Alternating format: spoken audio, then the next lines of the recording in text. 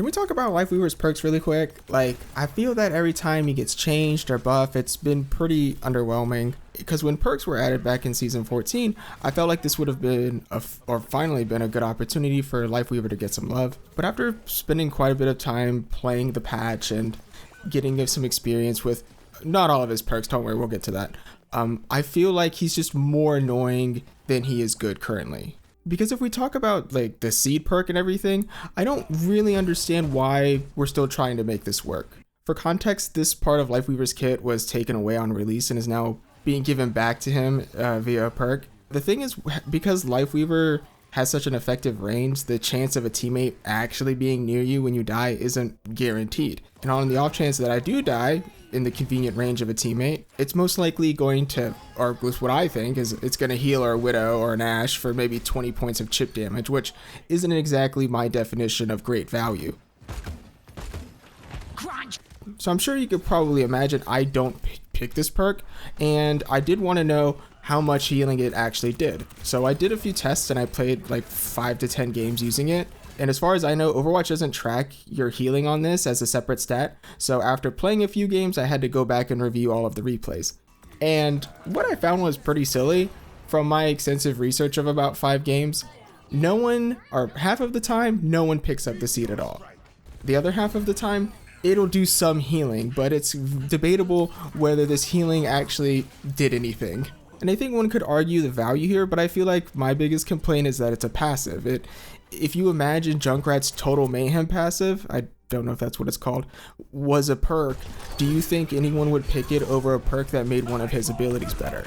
Probably not. But to go against my own logic, if we ran with the seed idea and tried to make it busted or provide more consistent value, I'd probably try something like, if Lifeweaver dies within the range of his tree, he resurrects himself, and maybe the seed has a health bar and maybe you can destroy it before it resurrects him. I don't know. That's for the game designers to figure out. But I think this would create interesting moments of ignoring Lifeweaver altogether, or just focus firing down the tree and then killing him, because if you have a hog or a Malga, that tree usually doesn't last very long either way. But like I said, I don't usually pick this perk. I usually just go with Life Grip since I just find it more useful.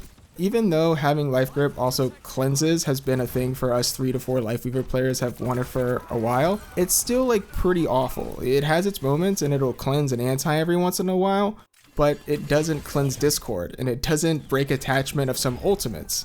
And to top it all off, since the window for the cleanse is so small, there may be instances where status effects can be reapplied to cleansed heroes. And this all feels a bit misleading because the ability reuses part of Suzu's visual effect, or at least something that looks similar to it. And I like the idea of reusing effects and having a consistent visual language. The thing is, even with the perk, Life Grip still doesn't do half of what Suzu does. So let's take a step back and think about this for a bit. What if Life Grip behaved more like Zarya Bubbles by default? The thing is, it shares the same qualities of being a prolonged ability and shares the same color and shape as Life Grip, and I think this would be a good opportunity to unify some of Overwatch's visual language. Here's a quick example. Shielded barriers are blue and usually have a hexagonal pattern. So what if we took both abilities and put them under the phrase projected barriers? It's a working title, you don't have to go with this. Where we continue using the pink coloring and a unique pattern. If necessary, this could also be presented in the HUD as an outline similar to anti. I think this would be useful because it illustrates how projected barriers already behave by protecting a hero's health and prevents overkill damage. Alright, so how does this all factor into Lifeweaver's perks? Something I've liked the idea of is making Life Grip a 2-stage ability, where pressing E will project a barrier onto the target, and then pressing E on them again will actually pull them to Lifeweaver. I think this allows Life Grip to be used proactively, similarly to Bubble. If you put a shield on your Genji that's been trying to blade for the past 2 minutes, it's gonna signal to them to just go for it. And when they go in and start taking damage, this is where Lifeweaver could benefit from the audio cues of Zarya, where as she absorbs damage, there's a sound effect that ramps up to communicate this to the player. This would also benefit Lifeweaver because it signals to him that his pull target is taking damage, but it also allows players that are really good with the comms wheel to say yes or no if they'd like a pull. So this may prevent some of those awkward interactions of pulling your Ramattra away from the team as he ults, which is something I've done more times than I would like to admit. Alright, now honestly, I do want to talk about Lifeweaver's other perks, but I need to finish a creative project before I run out of edibles, so hopefully I see you all in a couple weeks.